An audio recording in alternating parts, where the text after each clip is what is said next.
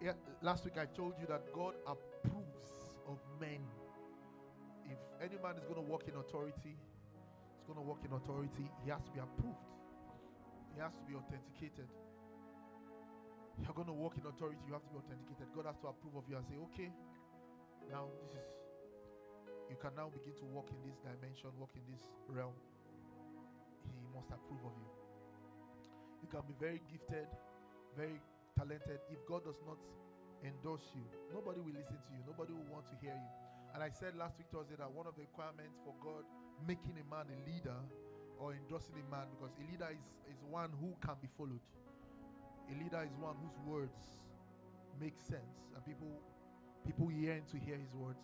So if God will make you a leader or make you a person of influence, it's one of the visions of this church, to raise people of influence. If God's going to make you that, then you must become a man of knowledge. And we read 17:14. It says, this book of the Lord shall depart from my mouth. Verse 7 downwards, thou shalt meditate on it day or night, and then thou shalt. No, not that.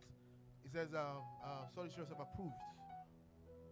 Study to yourself approved. A workman that he need not be ashamed.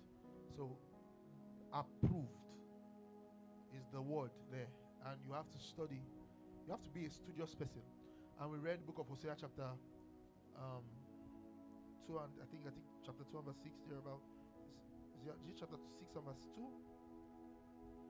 Those of you that were in class.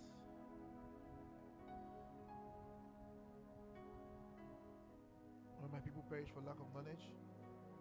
And if you reject me, Hosea 4:6, yes. If you reject knowledge, I'll reject you as a priest. In other words, I'll reject you as a leader.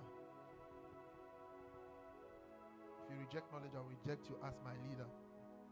So we were able to ascertain that knowledge is one of the things that brings a man to the place of approval in God's sight and makes that man approved of God.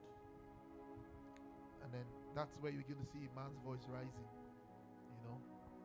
and somebody becomes a person of influence.